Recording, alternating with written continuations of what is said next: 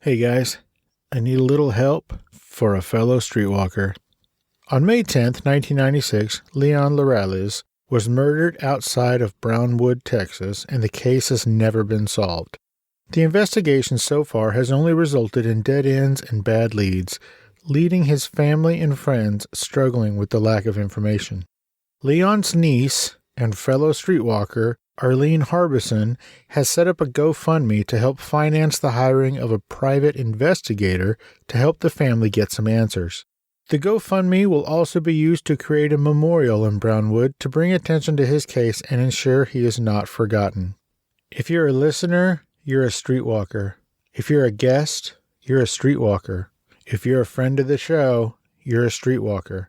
And I like to think that the streetwalkers are a tight-knit community willing to help each other out.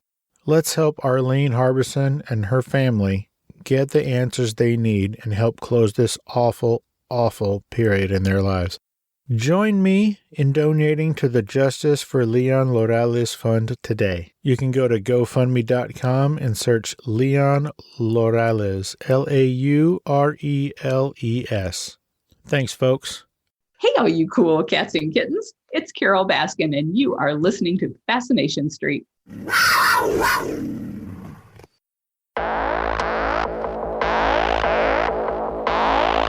I believe that everybody has a story, and I'm fascinated to hear them. So come with me as we take a walk down Fascination Street. Welcome back, Streetwalkers. This episode is with comedian Liz Miele. Liz is a stand-up comedian for over 20 years. She started when she was 16 years old, if you can believe that. And she is going gangbusters. She has a podcast out called Two Non-Doctors. They're currently on hiatus right now, but there's a whole catalog to get caught up on. She has a book out right now called Why Cats Are Assholes. And she has 4 stand-up specials, 3 of which are free on YouTube, the most recent one being The Ghost of Academic Future. And in this episode, we talk about everything from why she got into comedy, how in the hell she got to be mentored by George Carlin, of all people. We talk about the genesis of one of her most viral video jokes. We talk a lot about coping. She tells us why she thinks marriage is dumb. Some pretty good reasons there. We talk about how her 2020 comedy tour went, and she tells us why she hates TikTok. Everybody, go check out her website, lizmiele.com. That's where the book is. That's where all of her social media tags are. The one stand-up special that's not currently free on YouTube, you can actually stream it from her website, lizmiele.com. And this is my conversation with comedian and now author Liz Miele. Yeah, talk to me, yeah.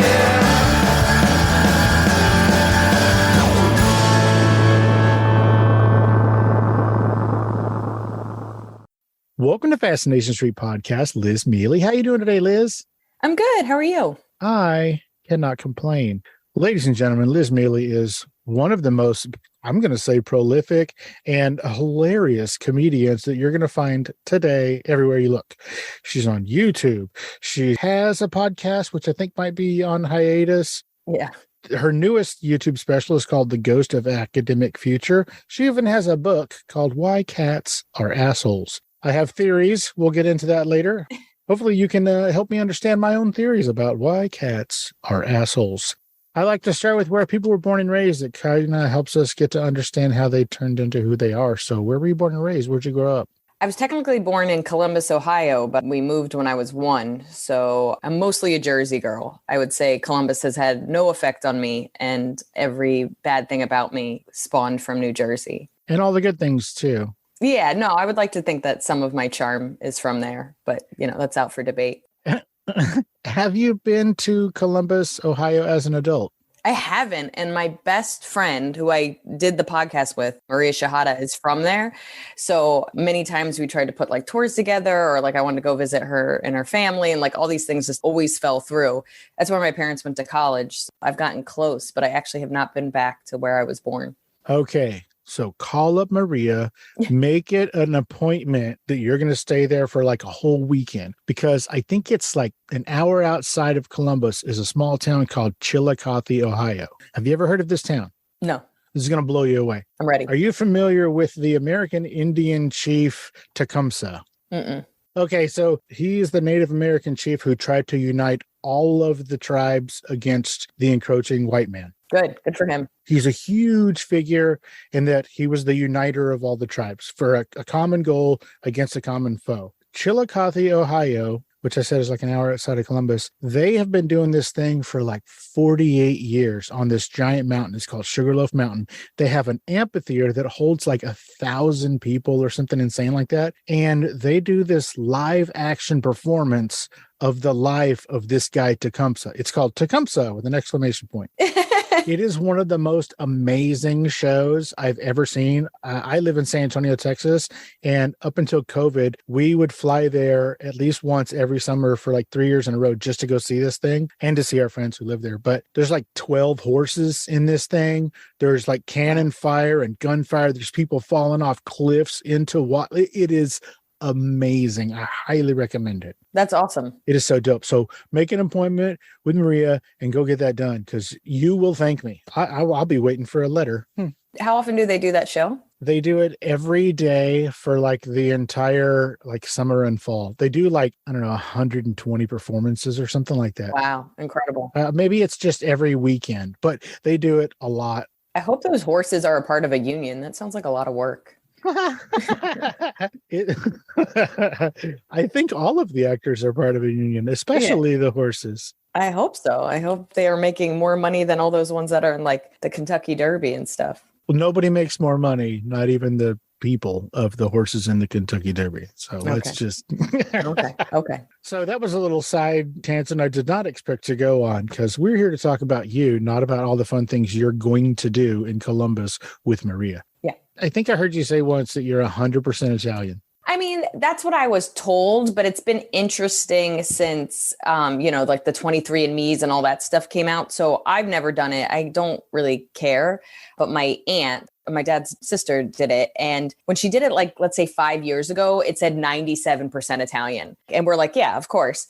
But the way all those things work is the more people that do it, the more because like they're just comparing you to what they have as a base of people that have already sent in blood and whatever they send. I don't know, spit, blood, whatever you give them, hair, whatever. I'm assuming it's like voodoo. I don't really understand science. Anyway, you send your stuff and you're compared to what they already have as a base. But as more people send it in, cousins, distant cousins, whatever, you start to get more accurate information. So my aunt was making me laugh because she goes, we started out 97% Italian. And then over the years, we just keep getting less and less Italian. We're like at 66% Italian. And then she said it came back that we were 10% Iranian, which really makes a lot of sense because I get Middle Eastern all the time. Maria is Middle Eastern. She's Egyptian. And I told her, I was like, hey, I think I might be like 5% Middle Eastern. And she goes, I knew it. I knew you were my sister. I knew it. And I go, I think it's Iranian though. She goes, shut up. You're Egyptian. I knew it. Like, it makes sense that there would be some Middle Eastern because I genuinely, I get everything, to be honest. I get Puerto Rican, I get Middle Eastern, I get half black, half white. I just have a very ethnically ambiguous face. But what I find, I guess, just like a little fascinating is that somebody told me, I think a fan, she goes, where's your family from in Italy? And I go, well, I was always told like Sicily and Naples. And she goes, do you know more people, almost everybody says Naples, but actually most Italian Americans aren't from Naples. It was just the port that everybody left at. And like, of course, none of these people care. So they'd be like, where'd you come from? You would say Naples, but you're not actually from Naples. That's just the port you left out of. So who knows where we're from? That makes sense. I get that all the time. People are always saying I look like I'm American or Canadian or white or white. It's just different shades of white. I feel you. I feel you, sister. No. I get it. I know a woman who, for her entire life, she was under the impression, her entire family was under the impression that they were like 100% Italian. And then this lady's sister did that 23andMe, and it turns out they're like 0.5% Italian. Wow. What are they really? They're everything. Yeah. They're Irish, they're British, like they're Puerto Rican, they're everything except Italian. Okay, so You started in stand-up comedy. I'm going to say you were still in diapers. You were 16 when you did your first stand-up show. Yeah. Why comedy? What about the comedy world made this tiny little girl go, you know what I'm going to do? That. I just loved it. I mean, I always liked laughing and making people laugh and everything that had to do with humor. But I think in the beginning, you watch like SNL and you watch funny movies. And like, I grew up when like Sandra Bullock was, doing pratfalls and in rom-coms and was like kind of that quintessential charming, funny lady. And I thought I wanted to be her. And then I discovered stand-up when I was like 13, 14, and it all just kind of clicked. I was like, because I didn't really ever wanted to act. I didn't really care about acting. It just seemed like the only way to be funny. And then when I discovered stand-up, I was like, oh, I get all the attention. This is great. Like, I was like, I want that. So I loved it. I was obsessed with it. I bought every album. I listened and watched every special. It all made life worth living and made everything better. And it became my way of connecting with people and making my family laugh, making my friends laugh, making me feel less alone. I was under the impression when I discovered it, you got to be like 25, you just don't know. This is before podcasts and all these like memoirs and books and stuff, but there wasn't really much when I started or when I got into it at 13, 14. So like Margaret Cho had a book and she had started at 15. Chris Rock had started at 17.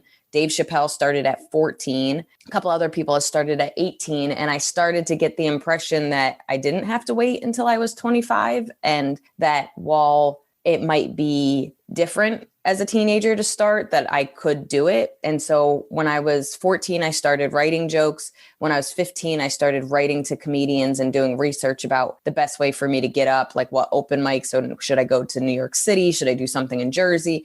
And I just started collecting information. And 16 is when I really kind of got the gumption and put myself out there. I'm glad that you brought up writing letters. I'm going to get back to your early years in a second, but this is a sentence I never thought I would say. Tell me about your mentoring relationship with George Carlin.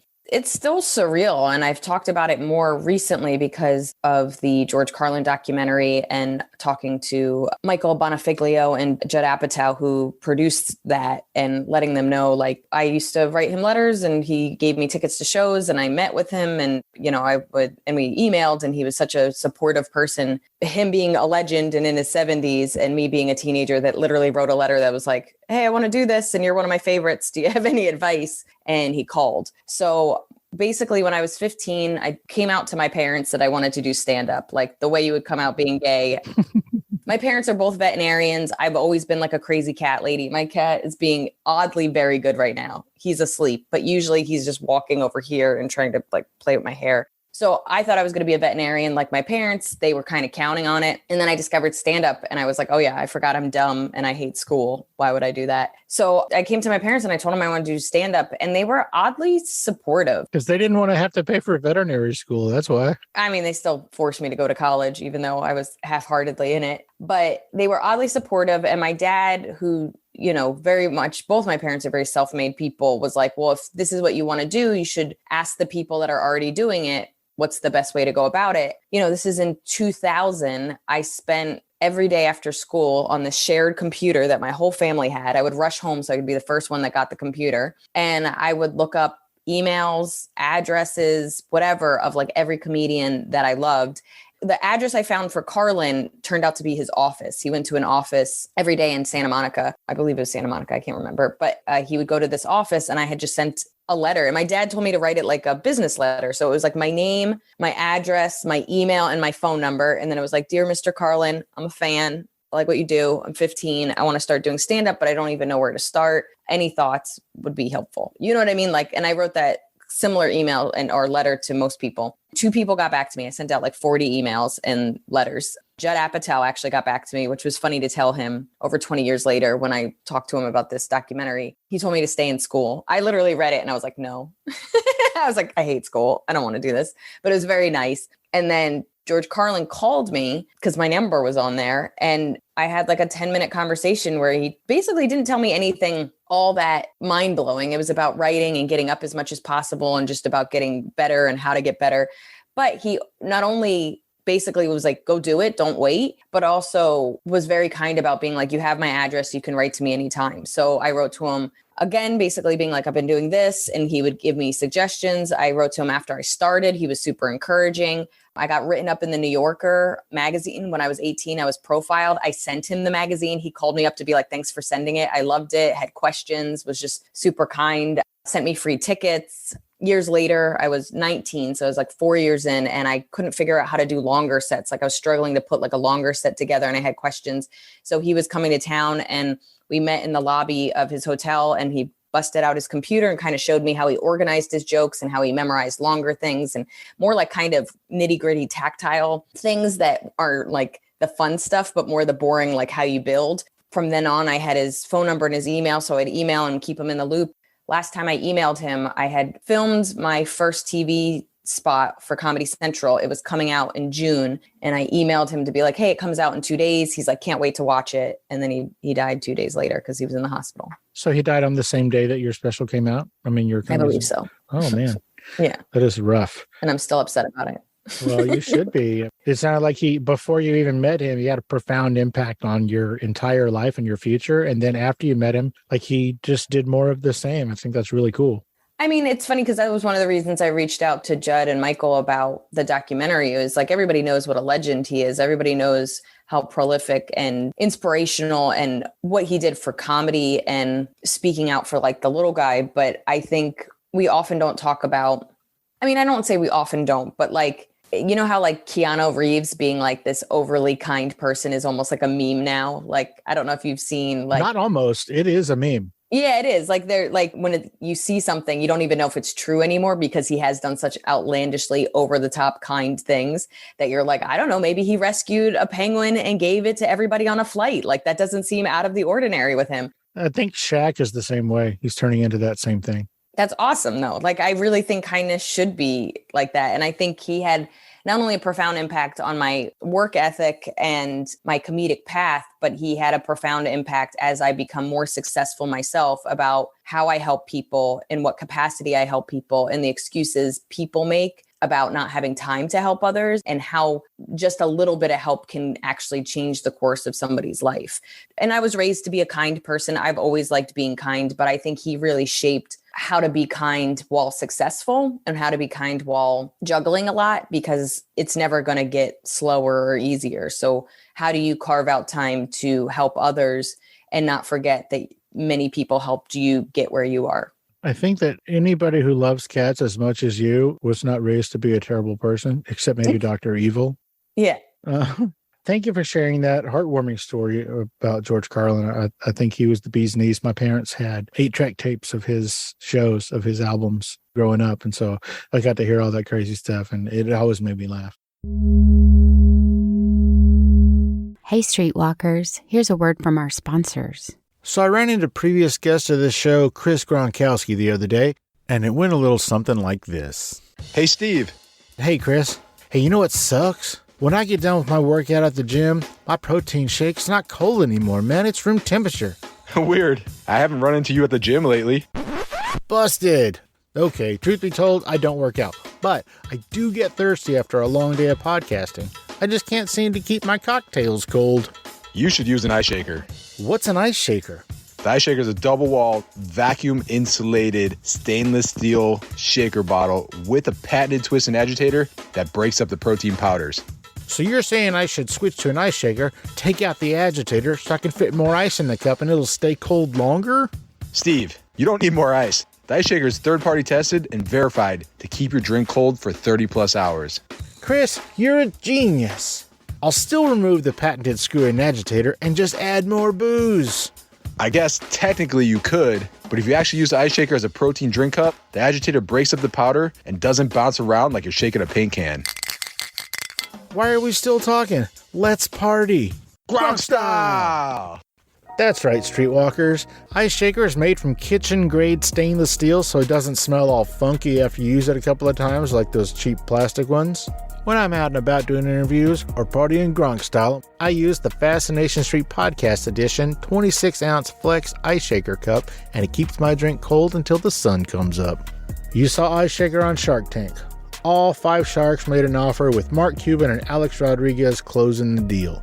Now you can get a deal too. Order your own 26-ounce Flex Cup right now at iceshaker.com and use the promo code FSP for $5 off your first order. Once again, that's iceshaker.com, promo code FSP, as in Fascination Street Pod, for $5 off your first order. That's iceshaker.com, promo code FSP. Let's get back into it. Okay, we're going to get into the nitty gritty here.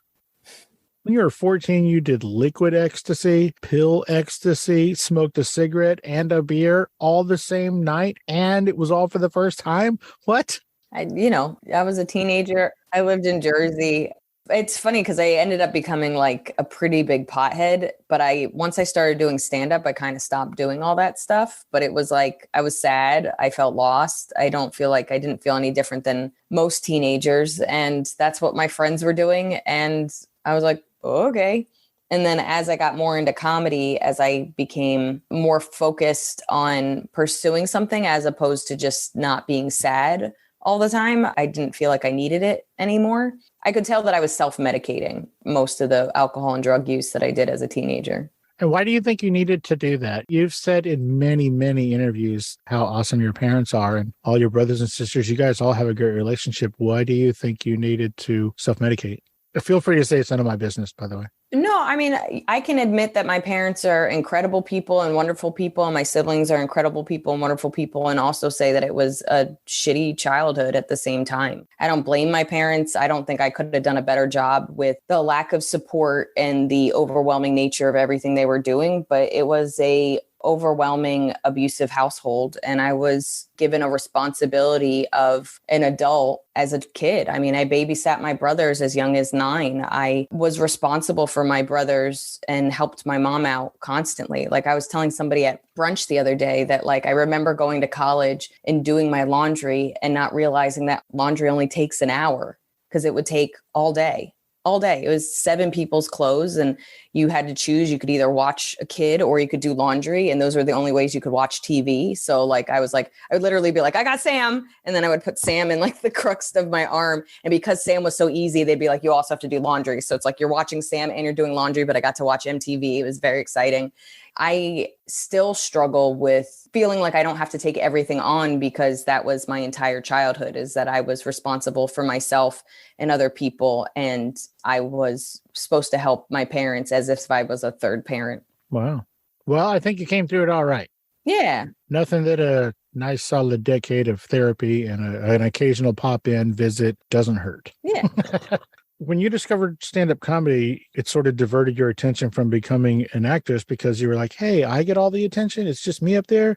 But then did that change, or how did it affect you when you realized, yeah, I get all the attention, but I'm going to make like $9? I read enough books, and I was such a nerd about comedy and understanding it, that I knew that it wasn't a lot of money. I knew that I was going to take an exceptional amount of time to get where I wanted to go if this became my full-time job. And I understood that even if I got to where I wanted to be, it might not be lucrative. And that didn't bother me. I mean, what's the alternative? You have enough money, but you don't like your life. Like, maybe it's the ignorance of being a child when I made this decision, but I wasn't thinking, how am I going to take care of myself? I was thinking, how do I stop being sad? Wow. That's interesting, considering that even when you were a kid, you were having to take care of not only yourself, but other people. I find it a little interesting that it didn't translate to, how am I going to take care of myself in the future? But that's rad. I love the capricious youth and, for lack of a better term, youthful ignorance. I wish there was more of that. I mean, I think that's where I feel like I had an advantage over a lot of my friends that did start in their mid-20s, late 20s, early 30s, is that I did have a little bit of a disconnect of how this is going to work. You know what I mean? Like, and I do feel like I had a little bit of a head start to kind of fuck around with it more than most people, because like, if you're failing at something and you're 19, well, who cares? I'm still in college, and really nobody knows what they're doing at 19. And if I still have a temp job at 22, well, I just got out of college and everybody's trying to figure out what their real job is going to be. Like, I had a little bit of a head start of playing around and not actually know what I'm doing, as opposed to, I have friends that started at 30 and everybody looks at you like, shouldn't you be getting married and having kids? And have a full-time job or getting promoted or traveling the world or doing something that everybody can look at and go, oh yeah, that's what you should be doing. So I feel like anybody that looked at me and I was 19 doing something like this would be like, yeah, get it out now. It's the difference between trying your first drug as a teenager and trying your first drug at 40. People are like, the time to have done that was 20 years ago. That makes sense. So with that in mind, and as lonely as I have to imagine it was being the only person in your teens who was trying to be a stand-up, what does it feel like when you hit a milestone or you level up or whatever in your career and there's no one around you who even understands what that means? I guess I'm asking, what is the loneliness of leveling up by yourself, if that makes sense? I mean, I don't feel like I did level up by myself. I feel like, I'm very fortunate and I've worked very hard to be a good friend and to surround myself with good friends, both in the industry and not in the industry, that I think you can easily explain to somebody. And in some things, being on TV, it's not really hard to let people know that's a big deal, or channels that we all watched, or even now, like I'm starting to perform at bigger and bigger clubs and build a fan base. And it doesn't take much for people to see the numbers that I'm getting on YouTube or on Instagram or the clubs I'm working and be like, oh, I've never been here before and this is exciting, or people are really responding to my work and this is exciting. Like I haven't had too many people, even my parents, not be able to really understand, maybe not to the same degree the way like a comic would, but the loneliness that I have felt when I was younger isn't there anymore. I mean, between therapy and working hard on friendships and understanding my work isn't my life anymore. My work is important to me and it's still probably number one, but my work isn't everything. And I think a lot of people spend their whole life believing their accomplishments are going to be what makes them who they are and keeps them warm at night and makes them feel less alone and makes them feel valued. And I was like that for a very long time. And it was difficult because you don't realize until you have that accomplishment that the loneliness is still there. You just kind of put it at bay for an hour or a couple hours or a week. So I think the work that I've done in therapy and I think the work that I've done in my friendships has allowed that no matter if I have an accomplishment or not, I still have this community. And whether I get what I want or I don't, I still am proud of the work that I'm putting out there. And I think that has been my biggest asset and my secret weapon as somebody that's been doing this 20 years and has become successful, but probably not the level of success that some people either strive for or believe is successful. Do you think that those years of therapy helped you get to that place where you're not alone and you're okay with the you that is an adult now? Absolutely. I've always been a hard worker. I've always been somebody that pushes themselves. But like I was saying, you can accomplish everything you want and you're still left with your shitty mindset and your shitty personality. And more I was getting what I wanted or being just shy of what I wanted and not feeling okay. And therapy really made me see all the wonderful things that I have currently, work in a way that made me feel more satisfied and satiated, and work in a way that made me grateful for everything that I do and everything I have and the baby steps going forward. I don't know where I would be without therapy. Maybe I would be this successful. Maybe I would be more successful, but I really doubt it. Therapy allowed me to refocus on what I wanted and what was important to me, as opposed to focusing on what I need to accomplish so that I can feel loved, and how destructive that mindset is. And so now, whether I accomplish my goals or just short of my goals, I can still be proud of myself and happy and stay focused in a way that's positive. Wow, that makes sense. We're going to jump around a little bit from here on. So a few years ago, you had sort of a viral video on YouTube, I guess, that was basically about feminist sexual positions. Can you tell me, not the actual positions, but maybe the genesis of that joke and why you think that it became so popular? Yeah, it's interesting to me because it's not really my brand of humor. It just kind of came out authentically. I never really talked about sex that much. And I never was really, not that it's all that graphic, but it's a little more explicit than I would normally talk about. I mean, I'm not even joking. I mostly tell cat jokes. And this became such a big thing. And the reason I wrote it is it came from a very authentic conversation with my little brother, which sounds a little weird, but my brother, who's now 28, was living with my sister. and I came over to visit them, and he was telling these like shitty sex position jokes. You know what I mean? I think they were Urban Dictionary, right? Yeah. And like some of them, it's funny because I found out after the fact that some of them were written by comedians. Like one of the ones I quote is written by Patrice O'Neill, who I was friends with, and he was a funny person, but he was never my brand. I can appreciate my coworkers and the people I meet along the way while also being like, that might just not be something I partake in. So I always enjoyed him as a person and enjoyed him on interviews and stuff, but I didn't really watch his stand-up because he wasn't that kind to women in it. And I just didn't feel good watching it. So it's even funnier that it became a street joke. And that's what my brother was telling somebody. And I listened to my brother tell this joke, and it made me mad. I raised him. Like, he doesn't know what he's saying because he was like 20 at the time, but it pissed me the fuck off. And I yelled at him. And I yelled at him because I felt like almost like a parent, like I failed. Like, this joke isn't funny and you should know better because I raised you.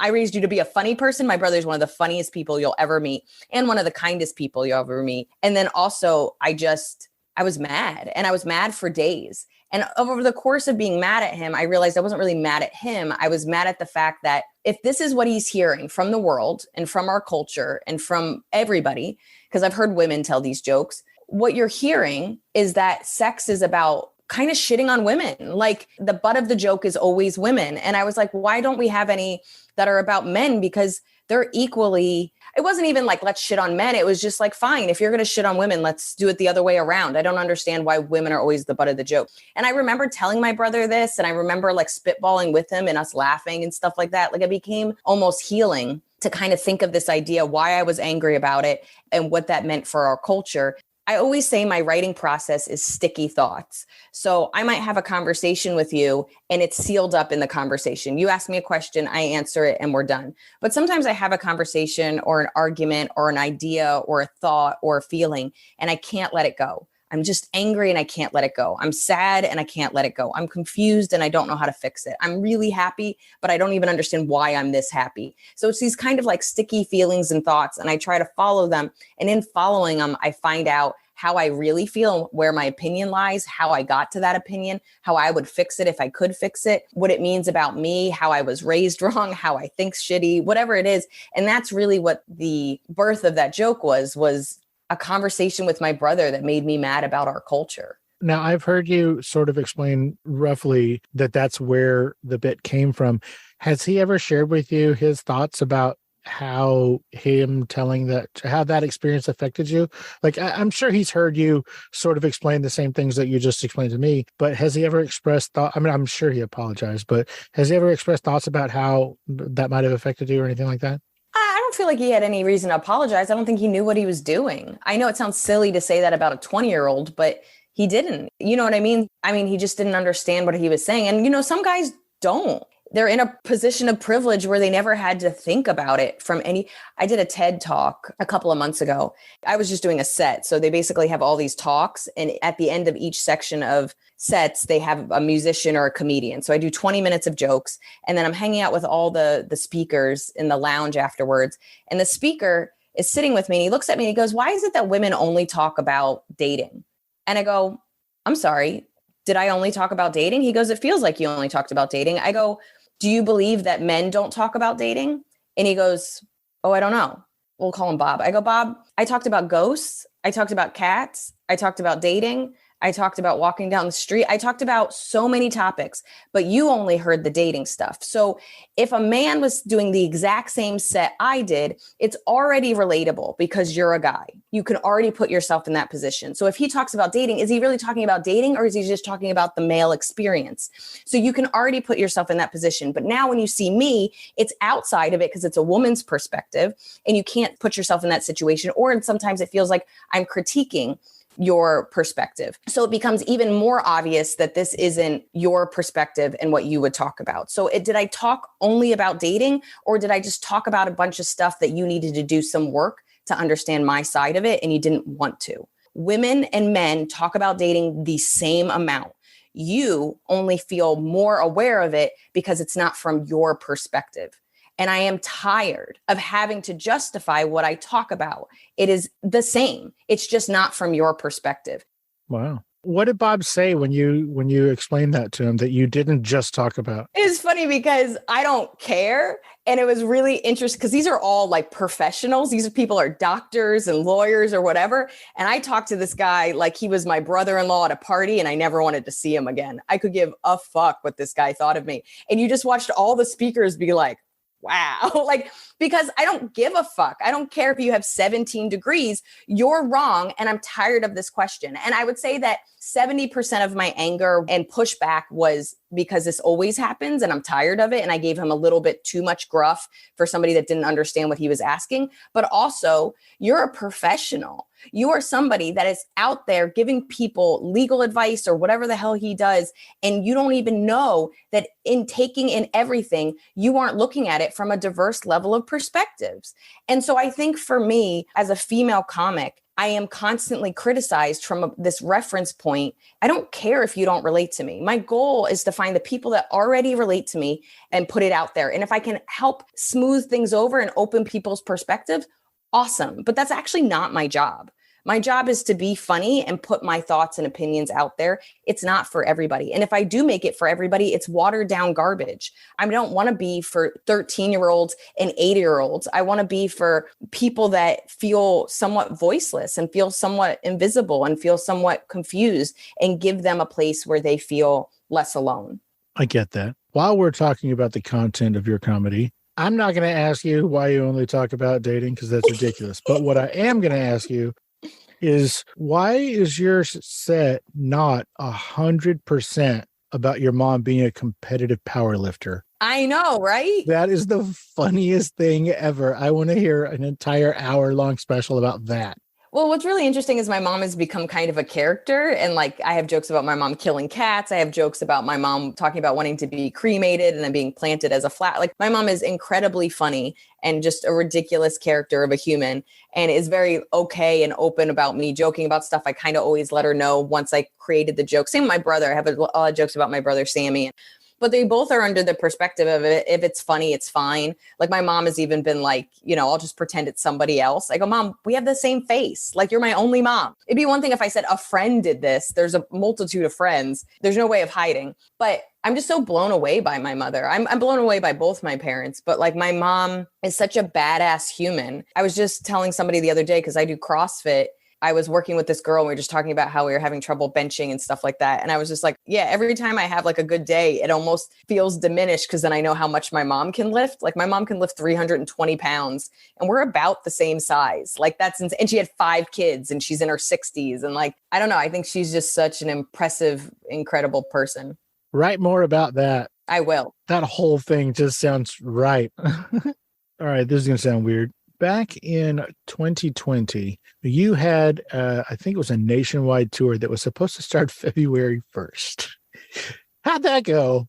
I did a couple of the cities, which is interesting because I told my mom I was getting ready to go to Paris. That was going to be my first stop. Holy shit, Paris, Texas? Yeah, Paris, Texas. So I asked my mom, she was coming to visit me before I left for this tour. And I was like, you know, they're veterinarians. I was like, can you bring me a surgical mask? And she goes, that's so funny you asked me that. I was going to bring you a mask as a joke.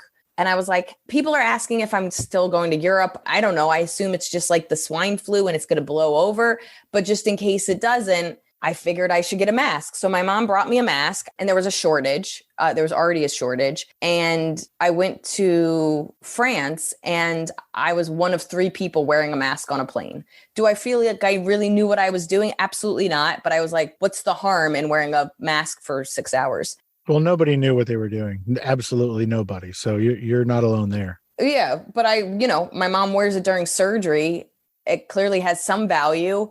And what's the harm in wearing it? So I wore it. I should have probably also wore it on the subway, which I didn't. Also, looking back, by the way, I was really, really sick.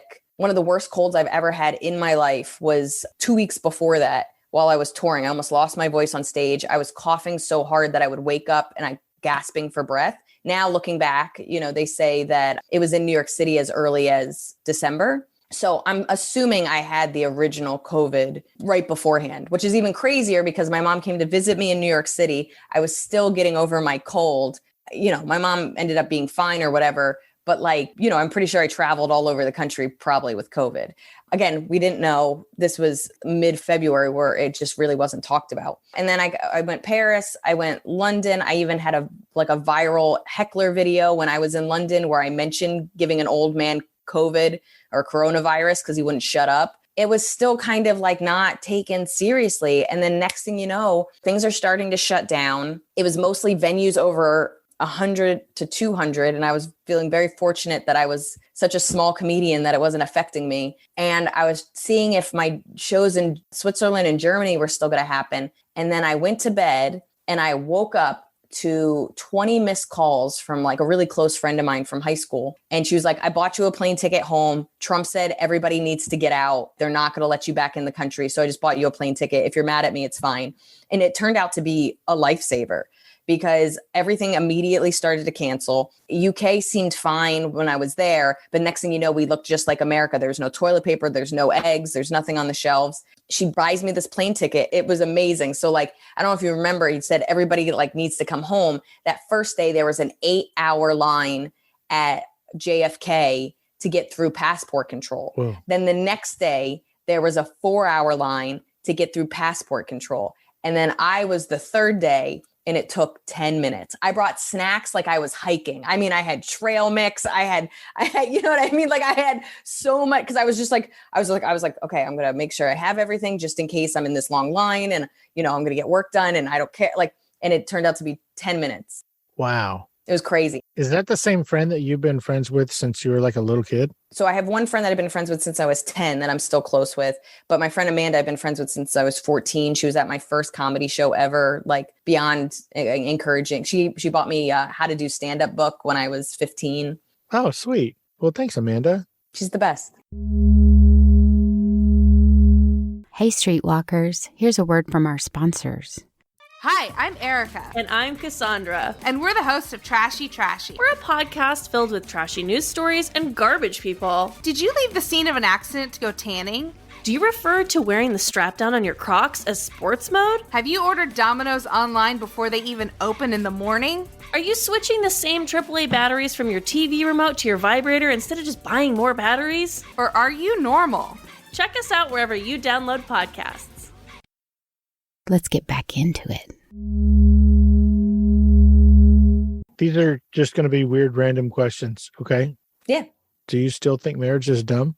I do. Why?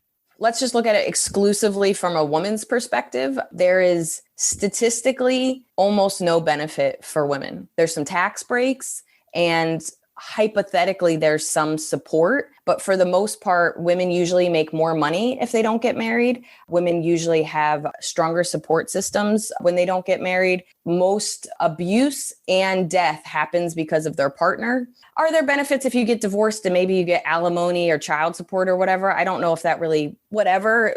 It is an institution that started to have women basically take care of men. And it hasn't changed that much. Do I know friends that have great marriages? Absolutely. Do women want to get married and have the wedding and have it all work out? Absolutely. And I encourage that. And by all means, do it. But I don't care about a wedding. I don't really care about marriage. I would like a partner. I would like somebody to show up, but I don't want to do anybody's laundry. And I want somebody to show up equally the same way I show up. And I feel like a lot of times marriage is a way for somebody, women, to do more of the work and take care of a dude as opposed to it being a mutual bond of taking care of each other. That's fair. Are you still mad at TikTok? Always. I'm always mad at TikTok. I'm in a perpetual mental fight with TikTok. It's dumb. I've had benefits from it, but I can't wait for it to die. What did they censor you about? They've censored me multiple times. The last thing they censored me for copyright infringement. I own all 4 of my hours. And I had to write a letter to like a robot being like, you can't copyright infringe me because I taped this. I own this. This is mine.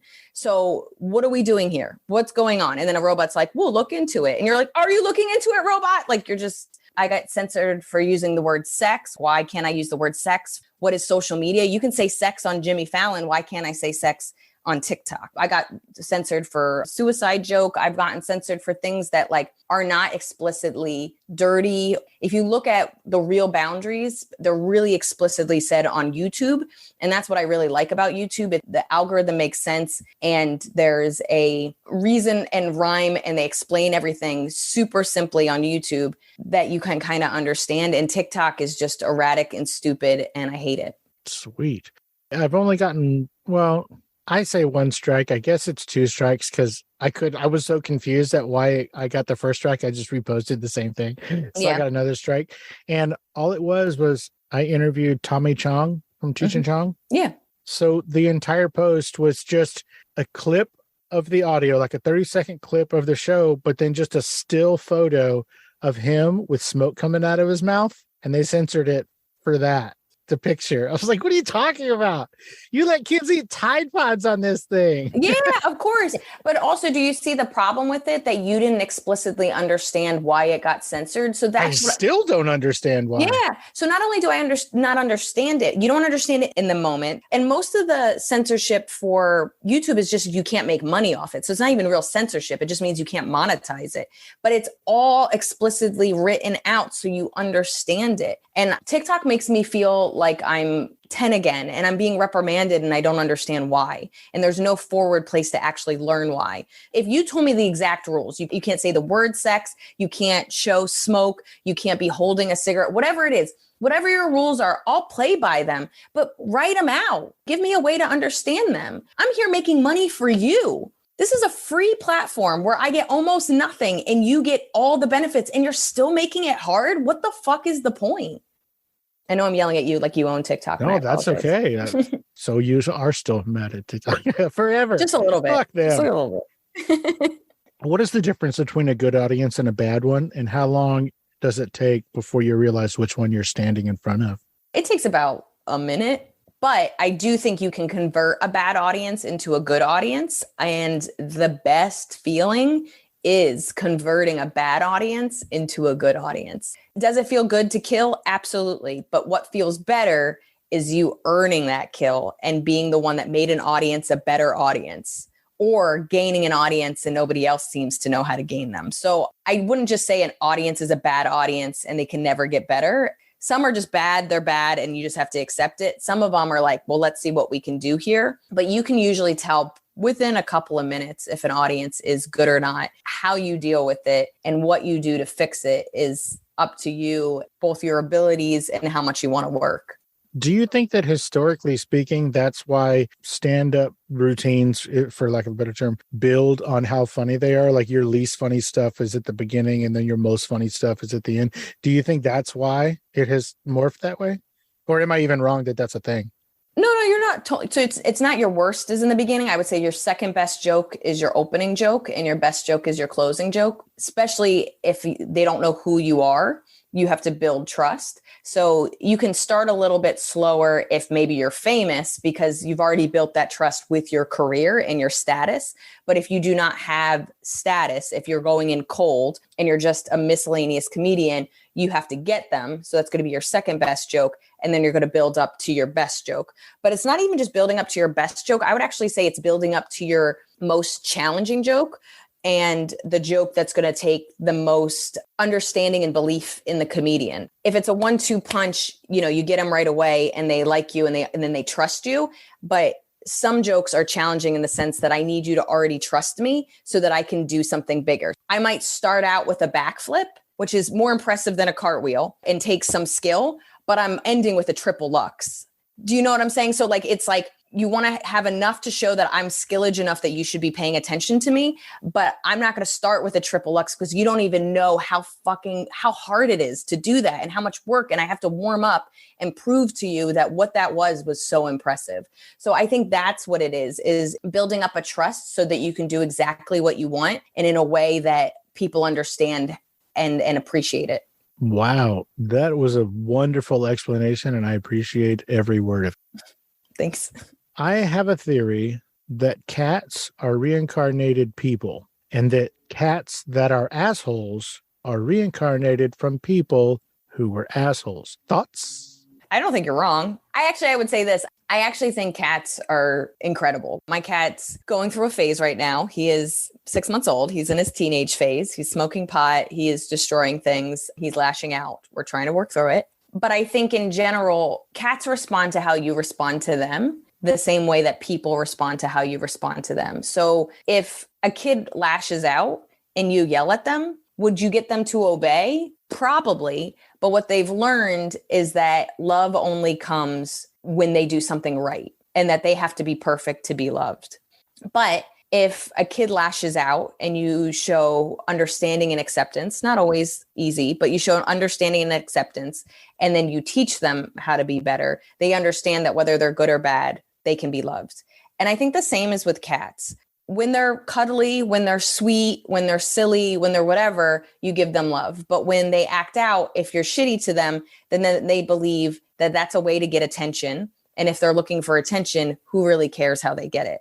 So I think for me, I don't need my animals to be perfect. I don't need my friends to be perfect. I don't need my peers to be perfect. I just need them to be willing to show up and be loving when they can, and also be willing to kind of learn. And I think cats are just as much willing to learn as dogs. It's just that they show up authentically and with flaws. And I don't think flaws make you a bad animal. I think flaws make you both an interesting person and an interesting animal. Rad. I love that. I could say this one of two ways. I could say it two different ways. I'm going to do it both ways. What is Lizrdmail? What is Lizrdmail? So Lizrdmail, which is just lizard without the A, I started kind of a small tech startup a couple of years ago. So I was headlining, but I was actually opening for my friend Hurry a lot too, just because he had Hurry Kondabolu, he had a bigger fan base and he was doing big theaters and he's a good friend of mine. And so what I had noticed, and I was always very into mailing lists. I think it's important to have a mailing list. Social media is important, but social media dies. Vine has died. MySpace has died. Facebook is currently dying. And Instagram is in its later years. And hopefully TikTok will die because we know how I feel about TikTok. But things change, things morph, and you can build up this whole fan base on something. And then if it dies, you have nothing. So I've always had a mailing list, but mailing lists are really hard. So I used to put out these little cards on a table and ask people to sign up, and Hurry did the same thing. And then me and Hurry every Sunday would do like data entry. So I would literally put in your name and I put in your email and I put in your city. The problem is, especially with Hurry's fan base, because a lot of them were Indian, they would have these long Indian names and their emails would often be that. I didn't know if that was an A or an R. Now I'm looking up people's last name. I'm asking Hurry. I was like, have you ever heard the last name? Like, like genuinely being like, I want this email, because I was giving away my first album for $1 if you signed up. So I gave away my work. So I had access to tell you the next time I'm going to be in Chicago. And now I feel like I don't have access. So I was getting really frustrated. And I was even noticing that Hurry would have a clipboard a lot of the times and people weren't signing up. And so I started to think, if people are waiting in line for like almost 2 hours to take pictures and talk to Hurry after a show, what could they be doing in that line so that we capture their emails? And that's where I came up with this tech startup, which is a way for audience to easily sign up for your mailing list via text so that they don't have to wait in line if they don't want to, but also we get an accurate email. I no longer have to do data entry. And it's a way for me to keep in touch with my fan base quicker and faster. Rad. Oh my gosh. Check out you, all tech startup-y and stuff. Yeah. And so it is Lizrdmail. And what do I do? Basically, you pick out what questions you want to ask your fan base. So like for me, all I want to know is your email and your zip code. So you would pick out what you're going to ask of people. You would write a little thank you message. You have like almost like a Twitter amount of space to write a thank you message. I always tell people to use the full URL. So if you want somebody to follow you on Instagram afterwards, or you want them to watch a YouTube video, you put the full URL and then pick out your code word. My code word is cats. And then you make cards or whatever. And so you'll see at show, like if you came to a live show, I would have all those cards on the table. And at the end of my set, I would tell people how to sign up for my mailing list. You're going to text cats to the phone number on this card, which is 206-207-5422. You're going to get a text that asks for your email. You get a text that asks for your zip code, and then you get a thank you message. I also let them know I'm never going to text them again. The next time I'm here, you'll get an email that's like, hey, I'm here, come see me. And they'll be like, yeah, or they'll be like, who? And you unsubscribe. It's a very loose commitment. It's just another way to stay in touch with people because, as you know, you post something on Instagram, people might not see it. You post something on Facebook, people might not see it. And I cannot tell you how many times somebody's like, when are you going to come to Houston? And I was like, dude, I was just there. I don't know your habits on these social medias. People miss it. The algorithm hides it from people. You will only get an email when I am within 75 miles of Houston. You will only get an email when I am within 75 miles of Boston, whatever your zip code is. It's been a game changer for me. I've quadrupled my fan base and lessened the amount of work I do. Like I said, to have someone's email and just to be able to give them information directly without playing this Instagram game has been a game changer. I can't tell you how many times I have reached out to a band or a singer or a comedian and said, when are you coming to San Antonio? And they were like, fucking pay attention, bro. I was just there. Yeah. And I'm like, well, I must have missed that Instagram, like you're saying. Yeah. I think that's genius. Well done. Thank you. Liz, as we're heading out, is there anything we didn't talk about or I didn't ask you that you wanted to talk about today? Did I miss anything? Oddly enough, we're going to hit your social medias in just a minute. Yeah.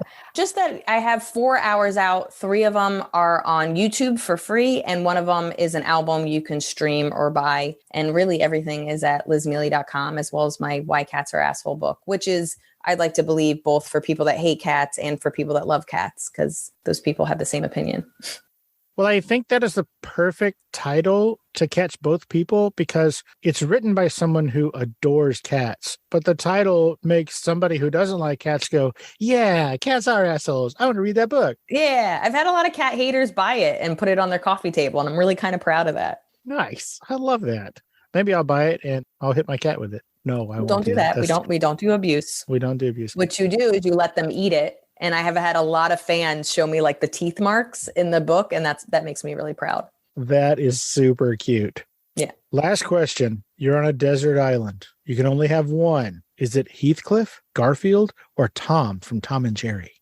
I'm going to say, I want to say Tom because he would catch me food. But now that I think of the cartoon, I don't know if he actually would. He would at least be entertaining.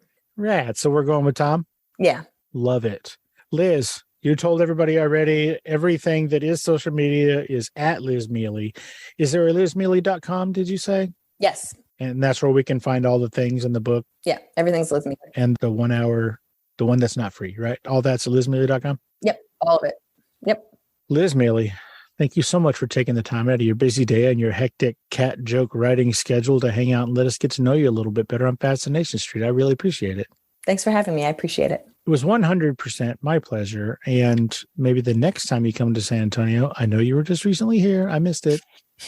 But maybe the next time you come to San Antonio, I can come see you. Join my mailing list. Absolutely. Positively. And hit me with those. What do I got to text to where? I got to text cats to 206-207-5422. Done. Just out of curiosity, the last time you were in San Antonio, did I understand correctly that you just rented out the whole place and sold the tickets yourself? Is that right? Yeah, it's a really small venue. It's like 60 seats. Which one was it? Blind Tiger Comedy Club. All right, rock on. Yeah. Liz, have a great rest of your week, and I super appreciate your time. Oh, thanks for having me. I'm grateful. You're welcome. Bye-bye. Bye.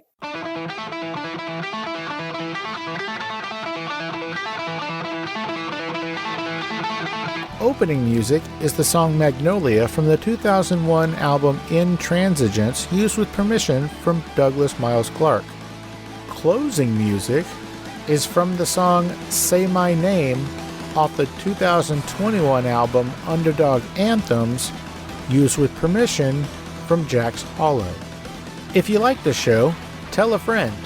Subscribe and rate and review the show on iTunes and wherever else you download podcasts. Don't forget to subscribe to my YouTube channel. All the episodes are available there as well. Check me out on Vero at Fascination Street Pod and TikTok at Fascination Street Pod. And again, thanks for listening.